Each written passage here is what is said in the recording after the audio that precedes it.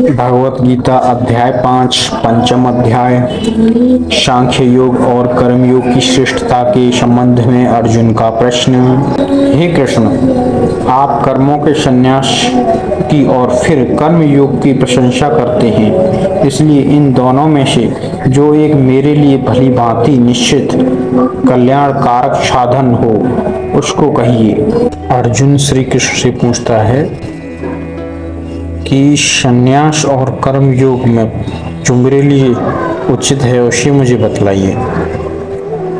तो इस पर श्री कृष्ण क्या जवाब देते हैं कि संन्यास और कर्म योग को मूर्ख लोग ही पृथक पृथक फल देने वाला कहते हैं। मतलब जो लोग मूर्ख हैं वो ये समझते हैं कि ये दोनों अलग हैं, बल्कि ये दोनों अलग नहीं है। जो पंडित लोग होते हैं, जो विद्वान होते हैं, वो दोनों के फल स्वरूप परमात्मा को प्राप्त होता है। जो पंडित विद्वान होता है दोनों के फल स्वरूप, चाहे संन्यास योग हो या कर्म योग हो, दोनों के फल स्वरूप परमात्मा को प्राप्त कर लेता है। लेकिन जो लोग मूर्ख होते हैं वो इनमें भेदभाव करते हैं। तो आगे क्या बताते हैं श्री कृष्ण, कर्म संन्यास और कर्म योग दोनों ही परम कल्याण के करने वाले हैं। मतलब दोनों से ही मनुष्य का परम कल्याण हो सकता है, परंतु उन दोनों में भी कर्म संन्यास कर्मयोग साधने में सुगम होने से श्रेष्ठ है। उन्होंने बताया कि कर्म संन्यास से कर्मयोग जो है साधन में सुगम और साधने में सुगम है, इसलिए वह है श्रेष्ठ है। कैसे?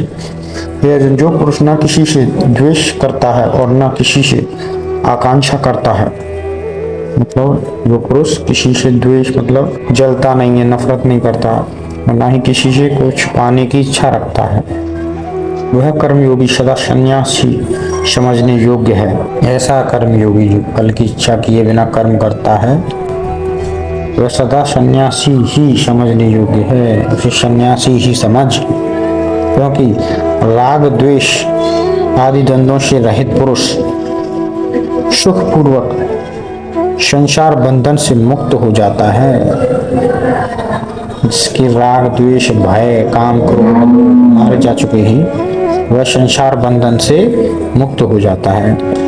तथा ज्ञान योगियों द्वारा जो परम धाम प्राप्त किया जाता है, जो ज्ञान योगी होते हैं जिनके द्वारा परम धाम प्राप्त किया जाता है, परम धाम मतलब मोक्ष, कर्मयोगियों द्वारा, ऐसे कर्मयोगियों द्वारा भी वही प्राप्त किया जाता है। इसलिए जो पुरुष ज्ञान योग और कर्मयोग को फल रूप में एक देखता है वही यथार्थ देखता है।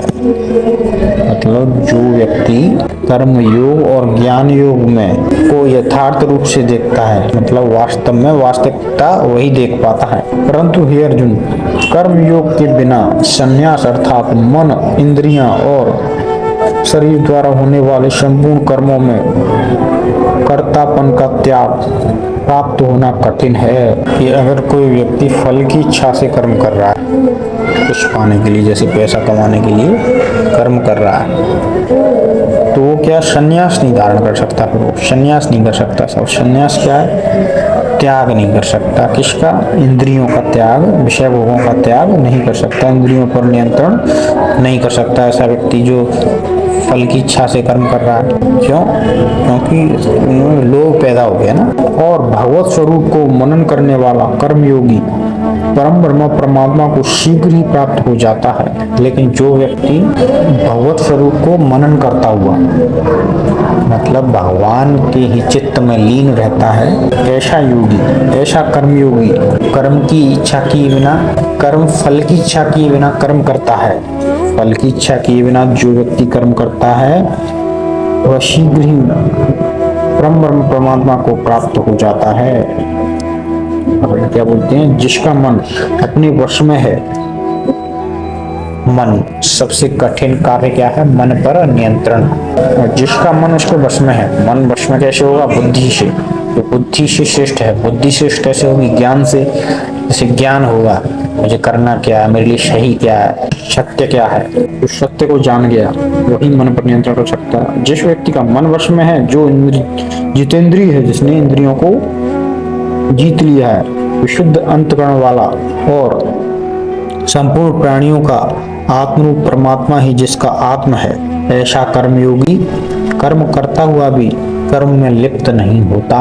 ऐसा सन्यासी के बारे में बात की है कि जिसने संपूर्ण इंद्रियों को जितेंद्रिय जीत रखा है, जिसका मन उसके वश में है, तो ऐसा व्यक्ति कोई भी कर्म करे लेकिन वो कर्म करते हुए भी कर्म में लिप्त नहीं होगा, क्योंकि कर्म फल की आसक्ति उसे कभी नहीं होगी, क्योंकि वह कर्ता फल की इच्छा किए बिना कर्म करता है, इच्छाओं को त्याग करके कर्म करता है, इसलिए वह लिप्त नहीं होता। और आगे क्या बोलते हैं, हे अर्जुन, तत्वों का जानने वाला सांख्य योगी तो देखता हुआ, सुनता हुआ, स्पर्श करता हुआ, सूंघता हुआ, भोजन करता हुआ, गमन करता हुआ, सोता हुआ, श्वास लेता हुआ, बोलता हुआ, त्यागता हुआ, ग्रहण करता हुआ तथा आंखों को खोलता हुआ, मूंदता हुआ भी सब इंद्रियों अपने अपने अर्थात में बरत रहे हैं, इस प्रकार समझकर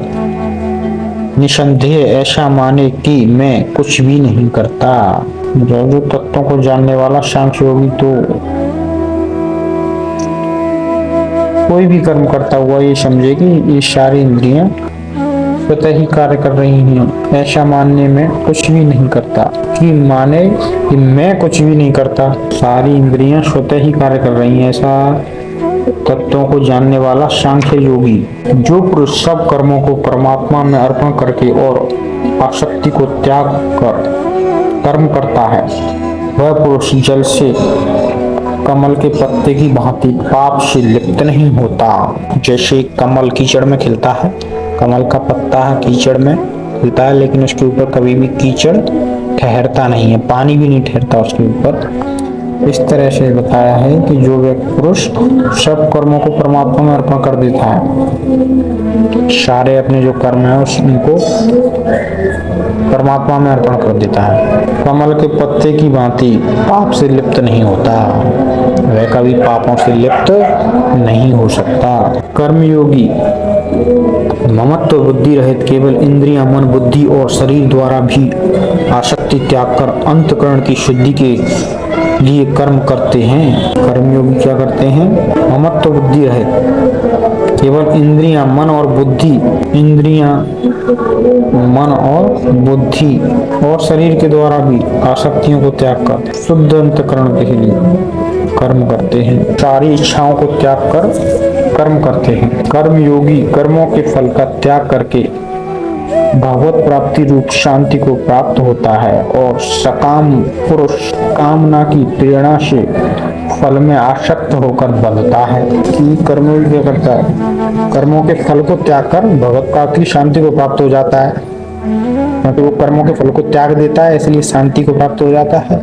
जो सकाम जो फल की इच्छा रखते हैं, फल की इच्छा रखकर कर्म करते हैं, ऐसे व्यक्ति क्या करते हैं, आसक्त होकर फल उसमें कर्म में बंध जाते हैं। और हे अर्जुन, अंतःकरण जिसके वश में है, मतलब मन जिसके वश में है, ऐसा शुद्ध अंतःकरण वाला व्यक्ति।